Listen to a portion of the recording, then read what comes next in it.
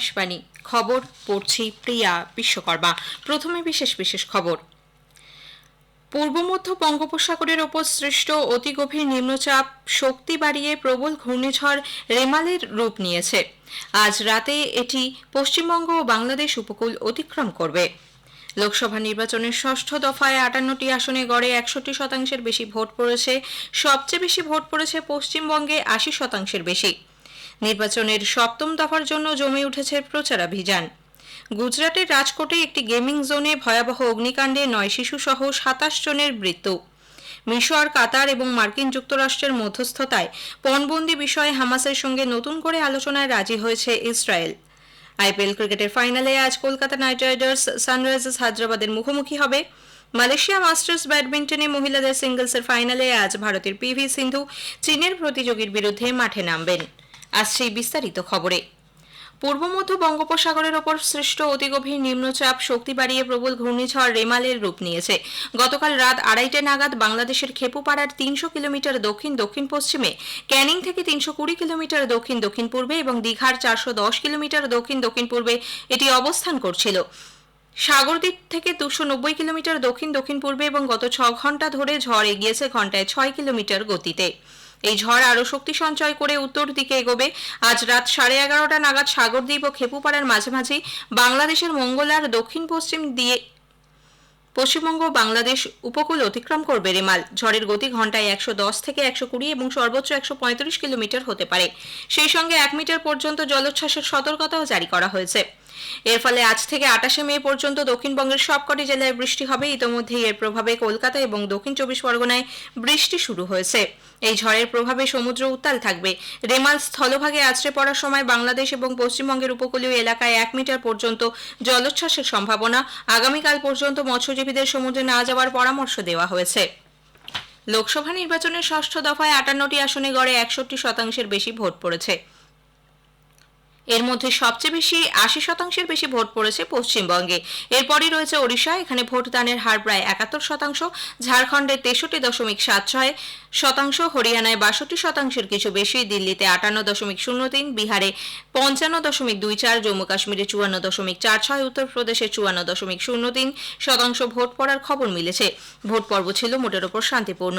এই পর্বে পশ্চিমবঙ্গের 8টি ছাড়াও উত্তরপ্রদেশের 14, হরিয়ানার 10, বিহারের 8, দিল্লির 7, ওড়িশার 6, ঝাড়খণ্ডের 4 এবং জম্মু কাশ্মীরের একটি আসনে ভোট নেওয়া হয়। জম্মু কাশ্মীরের অনন্তনাগ রাজৌরি লোকসভা কেন্দ্রে 54%-এর বেশি ভোট পড়েছে, যা গত 35 বছরের মধ্যে সর্বোচ্চ। ওড়িশা বিধানসভার 42টি আসনেও গতকাল ভোট নেওয়া হয়। এছাড়াও হরিয়ানার কার্নাল এবং উত্তরপ্রদেশের গাইনসারি বিধানসভা আসনে উপনির্বাচনে চলে ভোট গ্রহণ। লোকসভা নির্বাচনের সপ্তম তথা শেষ দফার জন্য জমে উঠেছে প্রচারাভিযান। সব দলে তারকা প্রচারকরা মিটিং মিছিল জনসভা করে ভোটারদের মন জয়ের চেষ্টা চালাচ্ছেন। প্রবীণ বিজেপি নেতা প্রধানমন্ত্রী নরেন্দ্র মোদী আজ উত্তরপ্রদেশে 3টি জনসভা করবেন। বিজেপি নেতা কেন্দ্রীয় স্বরাষ্ট্রমন্ত্রী অমিত শাহ আজ কারাকাট ও সাসারামে 2টি জনসভায় ভাষণ দেবেন। জেহানাবাদ, আড়া এবং নালন্দা লোকসভা কেন্দ্রে জনসভা করবেন দলের সর্বভারতীয় সভাপতি জেপি নাড্ডা। জেডিইউর প্রধান মুখ্যমন্ত্রী নীতিশ কুমার, লোক জনশক্তি পার্টি রামবিলাসের চিরাগ পাসওয়ানও আজ দলীয় প্রার্থীদের সমর্থনের প্রচারে যোগ দেবেন।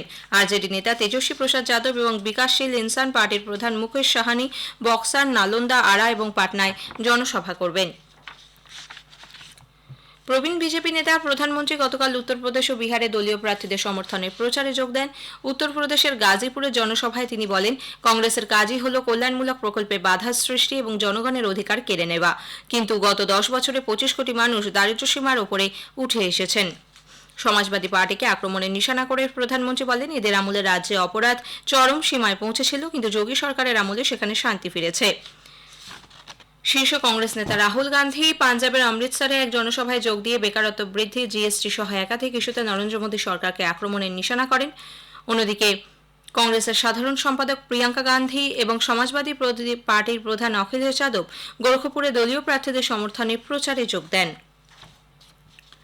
লোকসভা নির্বাচনের 5 দফায় মোট কতজন ভোট দিয়েছেন সেই সংখ্যা গতকাল প্রকাশ করেছে নির্বাচন কমিশন।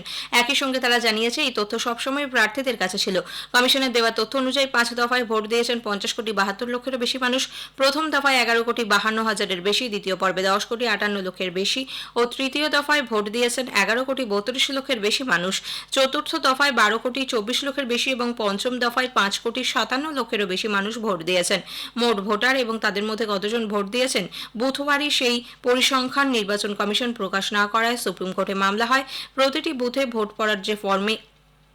পড়ার সংখ্যা যে ফর্মে থাকে সেই 17C ফর্মে স্ক্যান করা বৈধ কপি কমিশনকে আপলোড করার নির্দেশ দেওয়ার আবেদন শীর্ষ আদালত খারিজ করার একদিন পরই ভোট দিতে আসা নাগরিকদের সংখ্যা প্রকাশ করল কমিশন। এক বিবৃতিতে কমিশন জানিয়েছে, ভোটদানকারী নাগরিকদের তথ্য প্রকাশে কোনো বিলম্ব হয়নি, কারণ ভোটার টার্নআউট অ্যাপে প্রতিটি দফার নির্বাচনের দিন সকাল 9:30 থেকেই পাওয়া যাচ্ছিল এই তথ্য। নির্বাচনী প্রক্রিয়াকে খাটো করার চেষ্টা এবং এই সম্পর্কে ভুল ব্যাখ্যা দেওয়া হচ্ছে বলেও বিবৃতিতে উল্লেখ করেছে কমিশন। খবর শুনছেন আকাশবাণী থেকে। গুজরাটের রাজকোট শহরে টিআরপি গেমিং জোনে ভয়াবহ অগ্নিকাণ্ডে 9 শিশুসহ 27 জনের মৃত্যু হয়েছে। সৌরাষ্ট্র অঞ্চলের সবচেয়ে বড় এই গেমিং জোনে গত সন্ধ্যায় হঠাৎই আগুন লাগে। টায়ার, প্লাস্টিকের মতো দাহ্য পদার্থ মজুদ থাকায় খুব দ্রুত তা ছড়িয়ে পড়ে। দাউ দাউ করে জ্বলতে থাকে আগুন, ধোঁয়ায় ঢেকে যায় চারপাশ। মৃতের সংখ্যা আরও বাড়তে পারে বলে আশঙ্কা করা হচ্ছে। রাজকোটের পুলিশ কমিশনার রাজু ভার্গব জানিয়েছেন, ওই অঞ্চলের সব গেমিং জোন বন্ধ রাখার নির্দেশ দেওয়া হয়েছে। দগ্ধ দেহগুলি শনাক্তকরণের জন্য করা হবে ডিএনএ পরীক্ষা। ঘটনার তদন্তে গঠন করা হয়েছে সিট। গেমিং জোনের মালিক এবং ম্যানেজারকে জিজ্ঞাসাবাদ করা হচ্ছে। আজ ভোরে ঘটনাস্থলে যান রাজ্যের স্বরাষ্ট্রমন্ত্রী হর্ষ সংঘভি। এখনও একজন নিখোঁজ রয়েছেন বলে তিনি জানিয়েছেন। এদিকে মুখ্যমন্ত্রী ভূপেন্দ্র প্যাটেল মৃতদের পরিবার পিছু 4 লক্ষ এবং আহতদের 50,000 টাকা ক্ষতিপূরণের কথা ঘোষণা করেছেন। রাষ্ট্রপতি দ্রৌপদী মুর্মু, উপরাষ্ট্রপতি জগদীপ ধনখড়, প্রধানমন্ত্রী নরেন্দ্র মোদী এই ঘটনায় গভীর শোক ব্যক্ত করেছেন। প্রধানমন্ত্রী গতকাল মুখ্যমন্ত্রীর সঙ্গে টেলিফোনে কথা বলেন। দোষীদের বিরুদ্ধে কড়া ব্যবস্থা নেওয়ারও নির্দেশ দিয়েছেন তিনি। পশ্চিমবঙ্গের মুখ্যমন্ত্রী মমতা ব্যানার্জি এবং কংগ্রেস নেতা রাহুল গান্ধীও শোক সন্তপ্ত পরিবারগুলির প্রতি সমবেদনা জানিয়েছেন। এদিকে ঘটনার পরই বিশেষভাবে তৎপর হয়েছে প্রশাসন। পুলিশ কমিশনার এবং জেলা পুলিশ সুপারদের রাজ্যের সমস্ত গেমিং জোন পরিদর্শন করে সেখানে প্রয়োজনীয় সুরক্ষার বন্দোবস্ত রয়েছে কিনা তা খতিয়ে দেখতে বলা হয়েছে। যেখানে অগ্নি নির্বাপন সুরক্ষা ব্যবস্থা নেই সেই সব গেমিং জোন অবিলম্বে বন্ধ করার নির্দেশ দেওয়া হয়েছে। মিশর, কাতার এবং মার্কিন যুক্তরাষ্ট্রের মধ্যস্থতায় পণবন্দি বিষয়ে হামাসের সঙ্গে নতুন করে আলোচনায় রাজি হয়েছে ইসরায়েল। সেদেশের সরকারি টিভি সূত্রে খবর, গতকাল প্যারিসে ইসরায়েলি গোয়েন্দা সংস্থা মোসাদের প্রধান ডেভিড বার্নে এ ব্যাপারে একটি নতুন প্রস্তাব এনেছেন, যা ইসরায়েলি যুদ্ধ সংক্রান্ত ক্যাবিনেট অনুমোদন করেছে। মার্কিন যুক্তরাষ্ট্রের কেন্দ্রীয় গোয়েন্দা সংস্থার প্রধান উইলিয়াম বার্নস এবং কাতারের প্রধানমন্ত্রী শেখ মোহাম্মদ বিন আব্দুল রহমান বিন জাসিম আল থানির সঙ্গে বৈঠকে এই প্রস্তাব পেশ করা হয়।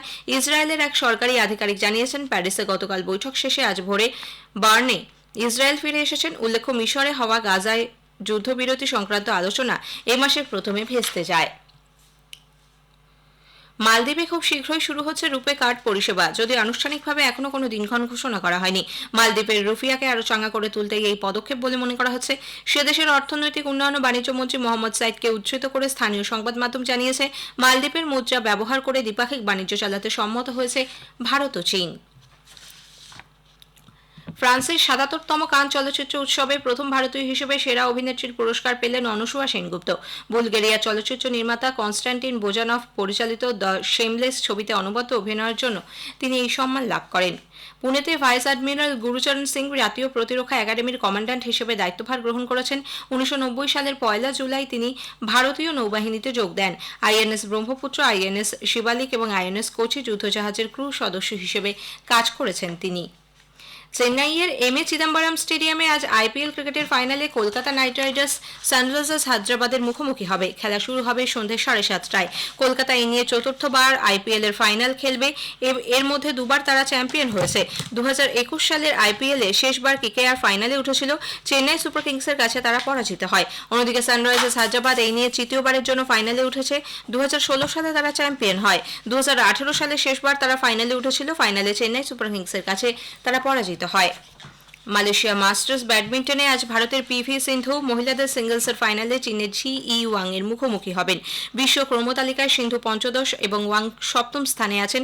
কুয়ালালামপুরে দুবারের অলিম্পিক পদকজয়ী সিন্ধু গতকাল সেমিফাইনালে থাইল্যান্ডের বুসানান ওমবাং রুংফানকে 13-21, 21-16, 21-12 পরাজিত করেন। শেষ করার আগে খবরের বিশেষ কিছু অংশ আরও একবার। পূর্ব মধ্য বঙ্গোপসাগরের উপর সৃষ্ট অতিগভীর নিম্নচাপ শক্তি বাড়িয়ে প্রবল ঘূর্ণিঝড় রেমালের রূপ নিয়েছে। লোকসভা নির্বাচনের ষষ্ঠ দফায় 58টি আসনে গড়ে 61% বেশি ভোট পড়েছে। গুজরাটের রাজকোটে একটি গেমিং জোনে ভয়াবহ অগ্নিকাণ্ডে 9 শিশুসহ 26 জনের মৃত্যু। খবর শেষ হলো।